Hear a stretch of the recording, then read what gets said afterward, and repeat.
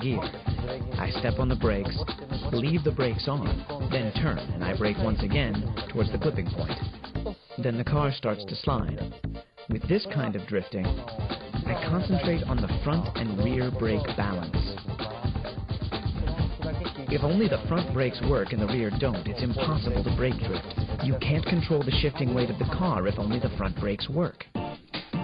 Obviously, braking is the key here. Tsuchiya is not braking hard at all. He's stepping on the brake with a certain rhythm to adjust the speed. If you coordinate the steering work to the braking, you're a step closer to Tsuchiya's braking drift.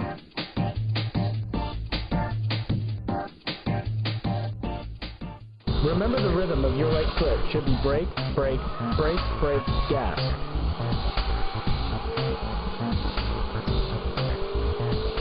Steering into the corner and shifting down should be done simultaneously.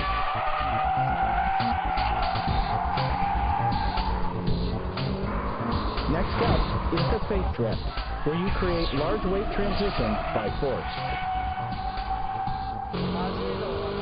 When weight transition is difficult to make just by braking, you shift the weight with a feint movement.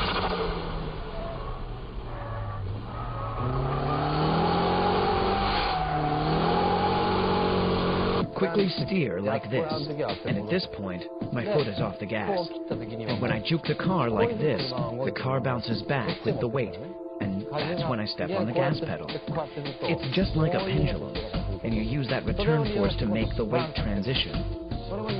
Here too, I've stepped on the gas, all the way for a second, before I let go, in order to get the car to slide. Once the car is in sliding mode, release the foot from the gas, and control. I used to do this a lot on snow. If you're going too slow, you have to step on the gas to make it happen. But if you're going fast enough, and you steer to the left and quickly steer back to the right, your tail will automatically start to slide. But you know, I wasn't that good back then, so my car would lose speed while I was doing all that. That's when I learned to give the car some gas to make the car slide, so that I can drift, even at such speeds. Because of the inertial force from the feint action, the braking doesn't have to be as strong as the braking drift. It's all physics and dynamics, but the rhythm of the right foot is always the same.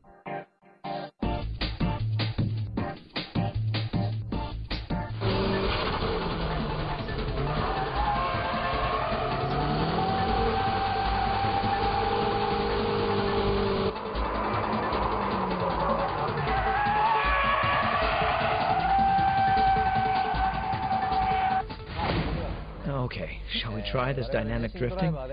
This one's pretty difficult, so even professional racing drivers like us can't always get it right. Drifting begins from stepping off the gas, just like the Fuji Speedway's 100R or the final corner at Tsugo.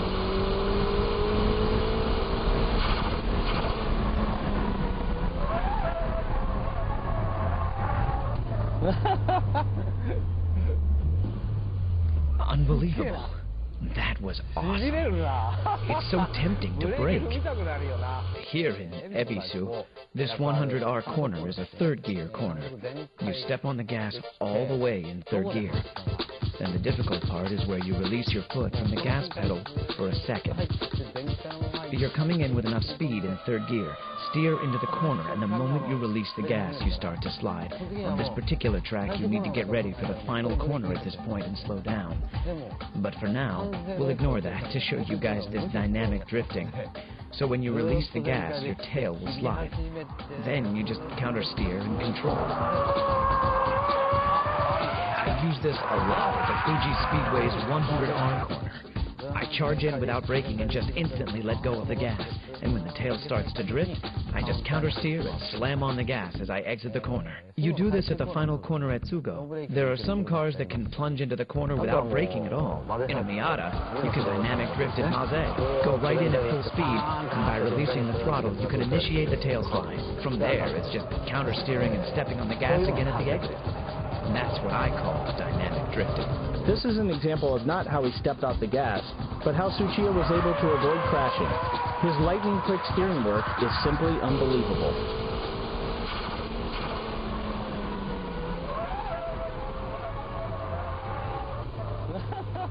So that was dynamic drifting, which is the ultimate form of all drifting.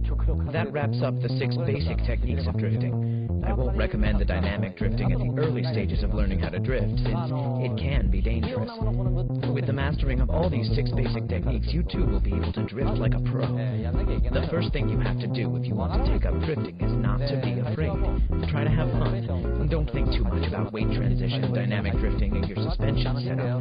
Visit a track, go out there and start pulling the e-brake. That's the best way to learn how to drift. After you get the hang of it, try to use all 6 techniques in various corners. Take your car to as many tracks as possible and try different styles of drift. And again, be safe and have fun. The art of Tsuchiya's drifting is that no matter which track it is, or what car he's driving, he can drift beautifully. Why is this possible? Let's see why Tsuchiya is called the Drift King at Maze Circuit.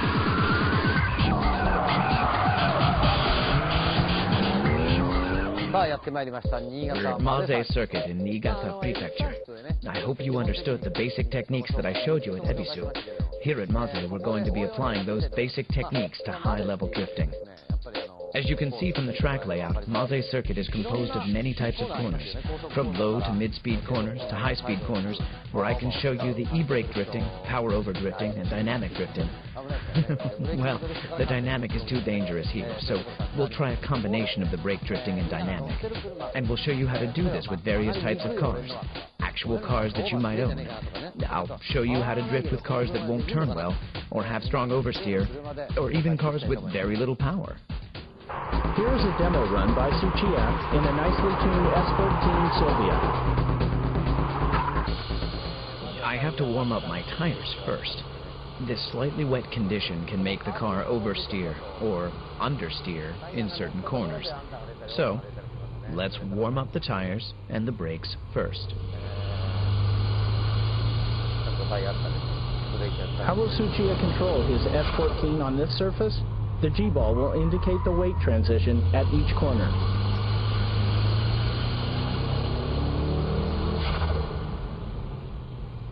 It's wet here, so I'll just pull the e-brake to avoid the understeer. For the first couple of laps, I'll demonstrate the braking drift with this K-Office S14. This S14 is modified with a great suspension system that allows the car to perform high-speed drifting. I should be able to clear all corners with the braking drift.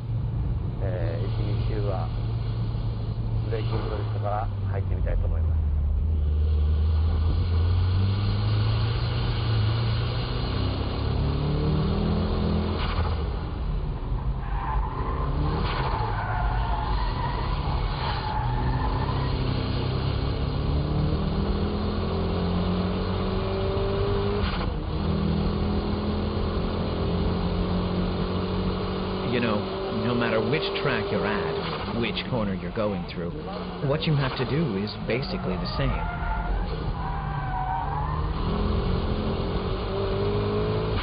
It doesn't matter if you're in Ebisu or Maze.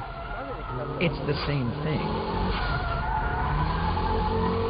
Braking drift is controlled by the braking power, your braking touch. Oh, it's wet here, so I should take it easy. According to the length of each corner, you need to adjust the force of your braking.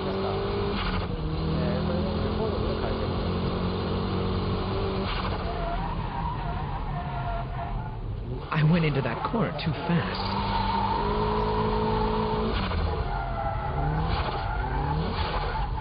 It's all wet here.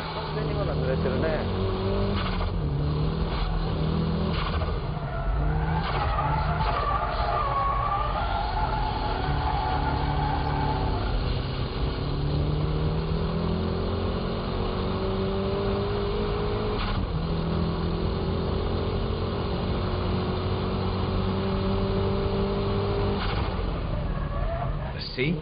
I'm doing the same thing. No matter where I go, this is how I do it. But remember, you have to adjust your speed, braking power, and steering angle for each corner. What do you do when it's all wet like this? Just pull the old e-brake.